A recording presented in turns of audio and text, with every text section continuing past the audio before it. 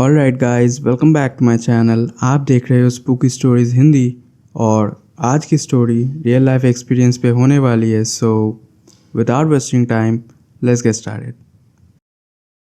इस वीडियो से पहले आपने जितनी भी रियल लाइफ एक्सपीरियंस सुनी थी सब कम पड़ जाएगी cause it's different. So watch till the end.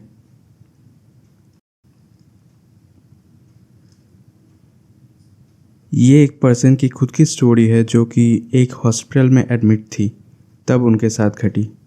इनका नाम है अलीसिया, जिसे हार्ट की प्रॉब्लम थी। एक्चुअली उनके हार्ट में बाय बर्थ एक छोटा सा होल था और 6 महीने बाद ही उन्हें चेकअप करवाना पड़ता था। लेकिन एक बार वो कुछ काम की वजह से भूल गए और ना चेकअप के कारण उन्हें एक रात को हार्ट पेन स्टार्ट हुआ।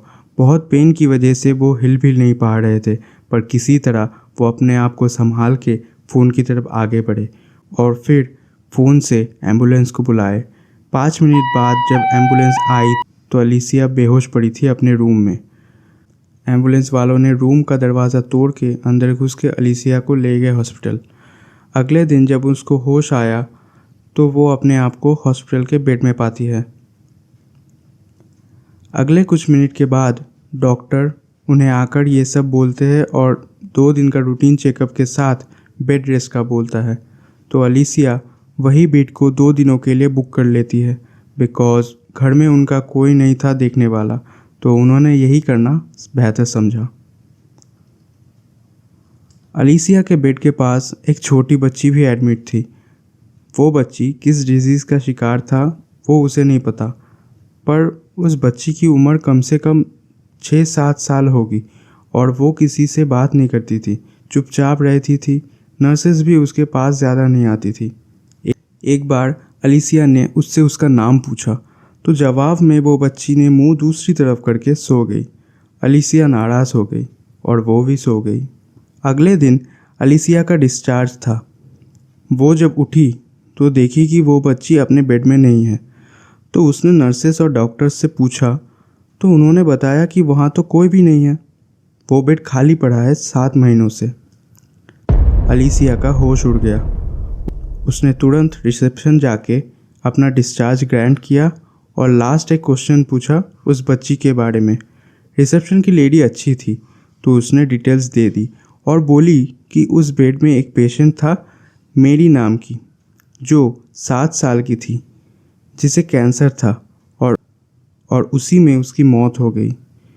ये सुन के अलीसिया और अनकंफर्टेबल फील करने लगी और वहीं बेहोश होकर गिर गई।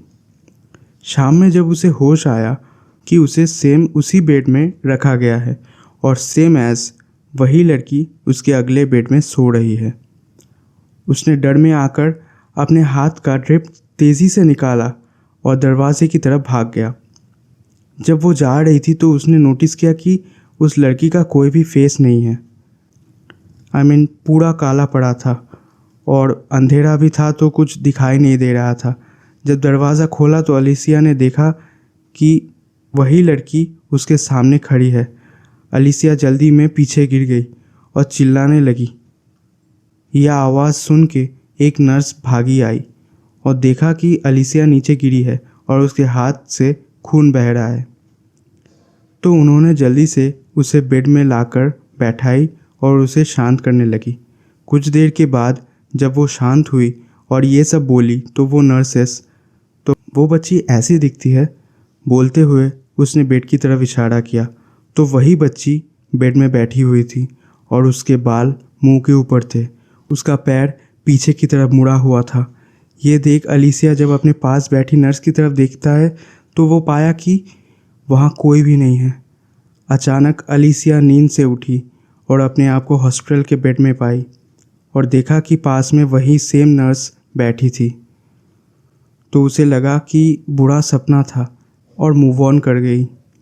कुछ घंटों के रेस्ट के बाद डॉक्टर्स उसे डिस्चार्ज कर देती है और वो रिसेप्शनिस्ट को कुछ और ना पूछते हुए निकल गई। लेकिन इसके बाद असली प्रॉब्लम स्टार्ट होता है। अलीसिया डिस्चार्ज लेके घर आती है लगभग 1 हफ्ते के बाद और सबसे पहले वो शावर के लिए बाथरूम जाती है। जब वो शावर ले रही थी तब उसे लगता है कि कोई बच्ची बाहर हंस रही है और तुरंत निकल के देखी तो कोई भी नहीं था। वो रेडी होकर डिनर करके सो गई। अगले दिन सुबह सेम चीज़ हुआ। जब भी उसका माइंड डाइवर्ट होता था उसे उस बच्ची की आवाज़ सुनाई देती थी। तो उसने सोचा कि हेल्थ इशू के वजह से ये सब हो रहा होगा, एक बार डॉक्टर दिखा लेते हैं। तो जब डॉक्टर को दिखाया तो सब नॉर्मल था। खुश होके घर आती है, लेकिन घर लौटते ही उसे उस चीज़ का टेंशन होने लगता है। कुछ देर बाद उसका डोरबेल बजा। वो रात का डिनर बना रही थी। जब अलीसिया ने डोर खोला तो देखा कि कोई नहीं है, बस एक पार्सल डोर मैट पे रख दिया गया है। उसने उसे अंदर ले आकर खोला। उसने देखा कि एक गंदा डॉल उसमें है। उसने उसको वैसे ही पैक करके डस्टबिन में डाल दिया। रात को उसके सोने के बाद तकरीबन 3 बजे के आसपास उसे लगा कि बर्तनों की आवाज़ आ रही है किचन से। वही डॉल किचन के बीच में पड़ी हुई है। तो उसने वापस से उसे डस्टबिन में डाल दिया और जैसे ही वो बेडरूम की तरफ जाने लगी तो उसका डोरबेल फिर से बजा। अब वो गुस्से में आकर डोर खोला तो देखा कि वो बच्ची मेरी खड़ी है। उसने जल्दी से डोर को लॉक करके पीछे आ गया और फिर देखा अपने आप वो डोर खुल रहा है। उसने देखा कि एक बड़ी काली परछाई सामने हवा में थी।